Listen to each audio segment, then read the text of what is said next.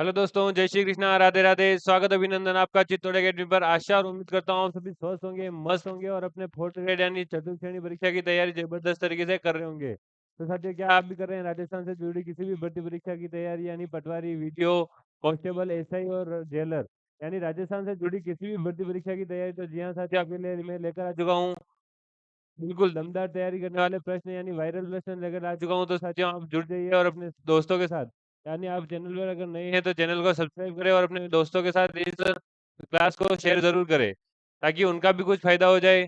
तो चलो चलो साथियों, शुरू करते हैं पहले प्रश्न के साथ। पहला प्रश्न आपकी स्क्रीन पर है। आजादी से पहले राजस्थान का क्षेत्र क्या कहलाता था? यानी इसका नाम आजादी से पहले, बाद में तो राजस्थान हो गया, पर पहले इसको क्या कहते थे? तो राजपूताना, संयुक्त प्रांत, मध्य प्रांत या बंग प्रदेश। तो यहाँ पर आपको ऑप्शन में, यानी आपके जो प्रश्न दे रखे हैं, आज आपके 25 प्रश्न रहने वाले हैं। इन 25 प्रश्न में से आपको बताने हैं आंसर। अगर आपने 15 से प्लस प्रश्न राइट कर दिए, 15 से प्लस प्रश्न अगर आपने राइट कर दिए, तो साथियों आपका सिलेक्शन रोकने वाला कोई नहीं है, आपका सिलेक्शन कंफर्म होने वाला है।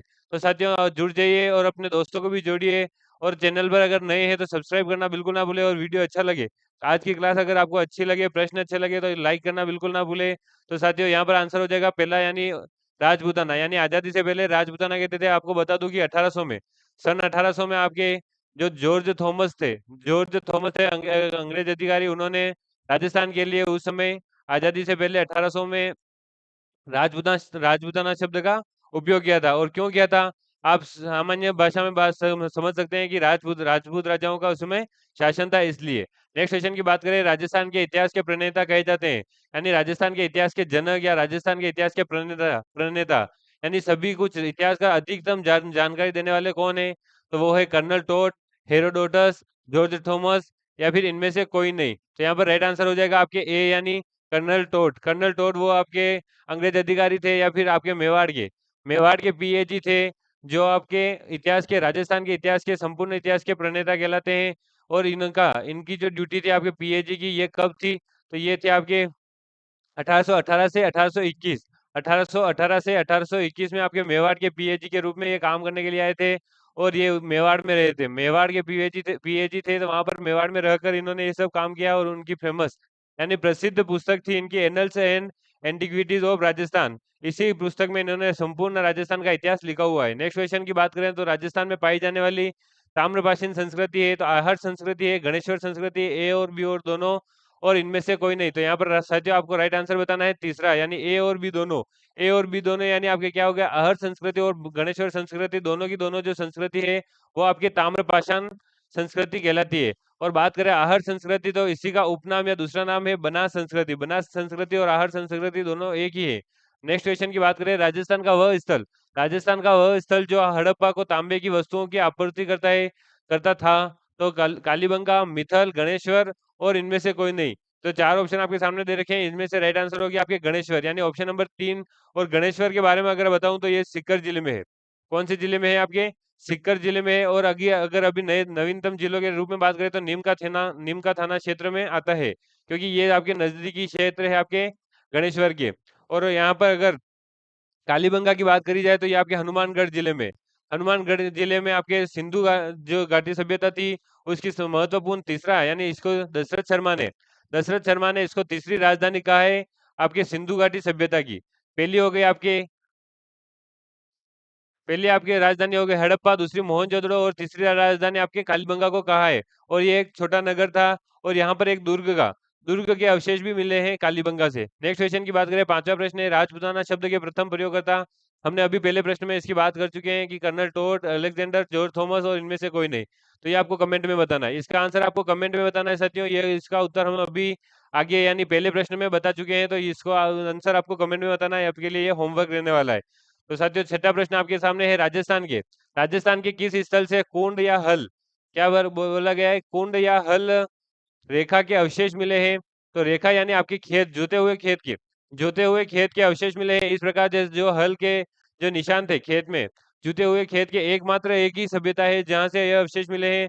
तो वो कौन सी सभ्यता है? आहर सभ्यता, मिथल सभ्यता, सोती सभ्यता, या कालीबंगा सभ्यता। तो यहाँ पर राइट आंसर आपको बता दें कि चौथा, यानी कालीबंगा सभ्यता है, जहां पर आपके कुंड या हल के रेखा के निशान मिले हैं खेतों में। नेक्स्ट क्वेश्चन की बात करें, सातवां प्रश्न है, राजस्थान से प्राप्त अशोक का बाबरू बाबरू बेराट लघु शिलालेख आपके संबोधित करता है, किसे करता है? आम जनता को, पुरोहितों को, राजकीय कर्मचारी को, या फिर इनमें से कोई नहीं? तो यहाँ पर आपको आंसर बता दें कि ये पुरोहितों को, यानी दूसरा जो है पुरोहितों को संबोधित करता है आपका अशोक का बाबरू विराट लघु शिलालेख। बात करें अगर इस शिलालेख की, तो ये आपके है जयपुर के विराटनगर में मिला है। आपके जयपुर के विराटनगर में यह शिलालेख मिला है, जयपुर के विराटनगर में। और बात करें ये कब मिला, तो ये मिला था आपके 1837 में। 1837 में आपके कैप्टन बर्ट ने ढूंढा था, जो उस समय अंग्रेज अधिकारी थे, कैप्टन कैप्टन बर्ट। और इन्होंने कहाँ पर ढूंढा, तो जयपुर के विराटनगर में जो बीजे की पहाड़ी थी, बीजे की पहाड़ी से खोजा गया। और इसमें अशोक के धर्म परिवर्तन, यानी जो हिंदू थे, हिंदू धर्म से उन्होंने जो बौद्ध धर्म ग्रहण किया था, उस धर्म परिवर्तन का उल्लेख मिलता है। और उसमें उसमें और क्या मिलता है? बौद्ध धर्म का उल्लेख मिलता है और अशोक के शासनकाल की जानकारी मिलती है। कौन से शिलालेख में? तो अशोक के बाबरू शिलालेख में। नेक्स्ट क्वेश्चन की बात करें, राजस्थान में। राजस्थान में स्थित आपके जो मत्स्य देश है, वहां का एक राजा था, जो महाभारत युद्ध के समय युधिष्ठिर की ओर से, यानी पांडवों की ओर से लड़ा था और वीर गति को प्राप्त हुआ था। उस राजा का नाम चंद्रप्रगोट, विराट, अजातशत्रु, या इनमें से कोई नहीं? तो यहाँ पर राइट आंसर हो जाएगा आपके विराट, जो कि जयपुर में विराटनगर है, उस विराटनगर के राजा थे। इन्होंने महाभारत के युद्ध में युधिष्ठिर यानी पांडवों की तरफ से महाभारत के युद्ध में हिस्सा लिया और वीरगति को प्राप्त हुए। नेक्स्ट क्वेश्चन की बात करें, नवा प्रश्न है, राजस्थान के अधिकांश भाग पर गुप्त वंश का आधिपत्य स्थापित करने वाला गुप्त शासक था? तो चंद्रगुप्त, समुद्रगुप्त, कुमारगुप्त और स्कंदगुप्त। तो ये सारों जो ये चारों है, ये चारों है, ये आपके गुप्त वंश के राजा रहे हैं। इनमें से आपके जो राइट आंसर हो जाएगा पहला, यानी चंद्रगुप्त द्वितीय। चंद्रगुप्त कौन से नंबर के थे? द्वितीय नंबर के जो चंद्रगुप्त थे, चंद्रगुप्त द्वितीय, राजस्थान के अधिकांश भाग पर गुप्त वंश का स्थापित आधिपत्य स्थापित किया, वो राजा थे आपके चंद्रगुप्त द्वितीय। और कहीं कहीं पर आपके समुद्रगुप्त का भी उल्लेख मिलता है, कहीं कहीं पर भी आपके समुद्रगुप्त का भी उल्लेख मिलता है कि इन्होंने जो आधिपत्य स्थापित किया राजस्थान में, वो ये थे, क्योंकि इनकी ये आपके गुप्त वंश के सबसे शक्तिशाली राजा थे।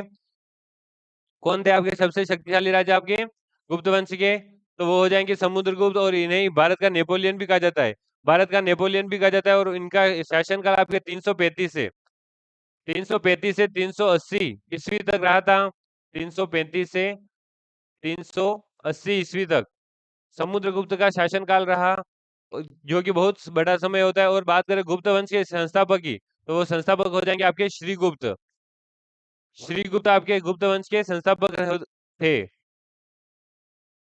और सबसे शक्तिशाली राजा समुद्रगुप्त को माना जाता है गुप्त वंश में।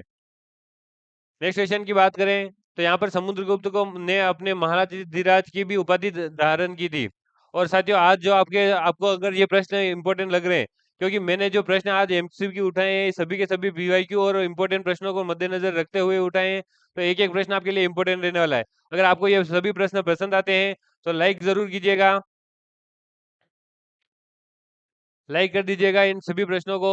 और कमेंट में आपके आंसर साथ के साथ बताते जाइएगा। पहला प्रश्न जैसे ऐसे बताना है कि पहला है, तो पहले का ए, दूसरे का बी, ऐसे साथ के साथ ये ऑप्शन और प्रश्न दोनों साथ में रखे, ऑप्शन और प्रश्न दोनों को साथ में रखे, ताकि कंफ्यूजन नहीं हो। और कितने आपके जो राइट आंसर हुए वो आपको लास्ट में बताना है। राइट आंसर कितने हुए आपको लास्ट में बताना है, ताकि आपकी तैयारी का पता चल सके, आपका स्तर पता चल सके। नेक्स्ट क्वेश्चन की बात करें, 10वां प्रश्न है आपके सामने, राजस्थान का वह स्थल जो पशुपालन का प्राचीनतम साक्ष्य प्रस्तुत करता है, दर, आहड़, कालीबंगा और बागोर। तो ये सभी क्या है? सभ्यताएं हैं। सभ्यता है, यानी प्राचीन काल की बात करें तो सबसे प्राचीनतम तो वो सभ्यता ही है। तो यहाँ पर राइट आंसर हो जाएगा आपके बागोर। यानी बागोर कहाँ पर है? आपके भीलवाड़ा में, राजस्थान के भीलवाड़ा जिले में है आपके बागोर। जो है बागोर सभ्यता है, वो आपके राजस्थान के भीलवाड़ा शहर में है, भीलवाड़ा जिले में है। और बात करें यहाँ पर सबसे प्राचीन आपके जो पशुपालन के साक्ष्य मिले हैं, यहीं से मिले हैं। और साथ ही साथ बता दें कि ये एक मध्य पाषाण काल के अवशेष हैं। यहाँ पर बागोर जो सभ्यता है, मध्य पाषाण काल की ये सभ्यता है। और बात करें अगर भारत में, अगर आपको प्रश्न पूछ ले कि पूरे भारत में, ये तो हमने राजस्थान की बात करी कि सबसे प्राचीनतम यहाँ पर मिले, पर भारत में अगर पूछ ले, तो भारत में आपके जो पूरा प्राचीन जो मिला था, तब भारत की बात करें तो मेहरगढ़, मेहरगढ़ जो सभ्यता है आपके, मेहरगढ़ सभ्यता अभी आपके पाकिस्तान में चली गई है, वहां पर आपके सबसे प्राचीनतम साक्ष्य मिले हैं, मेहरगढ़।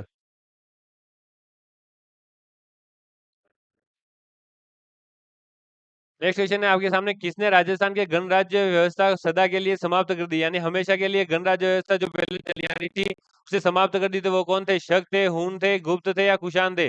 तो यहाँ पर राइट आंसर बताना आपको हूण। और हूण वो जाति थी, प्राचीन मंगोल जाति थी। कौन सी जाति थी ये? प्राचीन मंगोल जाति थी, जो आपके चीन की सीमा पर निवास करती थी। और उन्होंने चीन की सीमा से ही एशिया और यूरोप के कई सभ्य देशों पर आक्रमण किया और उनके चिंता का कारण बनी थी हूण जाति। नेक्स्ट क्वेश्चन की बात करें, 12वां प्रश्न आपके सामने, महाजनपदों में से राजस्थान में स्थित महाजनपद थे मत्स्य, अवंती, ये और भी दोनों, या मगध? तो यहाँ पर राइट आंसर हो जाएगा आपके मत्स्य और अवंती। मत्स्य और अवंती जो आपके महाजनपद थे वो राजस्थान में स्थित जनपद थे। और मत्स्य जनपद की बात करें तो इसकी राजधानी हो जाएगी आपकी विराटनगर। मत्स्य जनपद की राजधानी हो जाएगी आपकी विराटनगर। विराटनगर ये हो जाएगी आपके मत्स्य महाजनपद की, जो कि अभी आपके कहाँ पर है? वर्तमान में आपके जयपुर जयपुर का क्षेत्र है, इसमें अलवर का क्षेत्र है, भरतपुर का क्षेत्र है। यानी अलवर, भरतपुर और जयपुर के क्षेत्र इसमें शामिल थे। उस समय जो मत्स्य जो महाजनपद था महाभारत के समय, अवंती और ये, तो उस समय आपके महाभारत के समय, और अभी वर्तमान की बात करें तो अलवर, भरतपुर और जयपुर के क्षेत्र इसमें शामिल है। और अवंती की बात करें तो ये दो भागों में बटा हुआ था, उत्तरी अवंती और दक्षिणी अवंती, दोनों अलग अलग थे, उत्तरी अवंती और दक्षिणी अवंती। तो उत्तरी अवंती की राजधानी की बात करें तो इसकी राजधानी हो जाएगी उज्जैनी। उज्जैनी इसकी राजधानी हो जाएगी। और दक्षिणी अवंती की बात करें तो यहाँ पर इसकी राजधानी हो जाएगी महिष्मती। इस प्रकार अगर बात करें अभी वर्तमान में ये क्षेत्र कौन सा है, तो ये हो जाएगा आपके उज्जैन। उज्जैन का जो क्षेत्र है वो पहले अवंती महाजनपद का क्षेत्र था। नेक्स्ट क्वेश्चन की बात करें आपके सामने, 13वां प्रश्न, राजस्थान के किस तीरंदाज को अर्जुन पुरस्कार मिला है? तो श्यामलाल मीणा, लिम्बाराम और ये दोनों, और इनमें से कोई नहीं। तो यहाँ पर राइट आंसर हो जाएगा ये दोनों। नेक्स्ट क्वेश्चन की बात करें, राजस्थान का सबसे बड़ा भाग है मरुस्थल, पठारी क्षेत्र, पहाड़ी क्षेत्र या मैदान? तो सभी को पता है कि मेवा मरुस्थल आपके राजस्थान का सबसे बड़ा भाग है। नेक्स्ट क्वेश्चन की बात करें, 15वां प्रश्न आपके सामने, राजस्थान में लिम्बाराम प्रसिद्ध है, किस क्षेत्र में, किस खेल में है?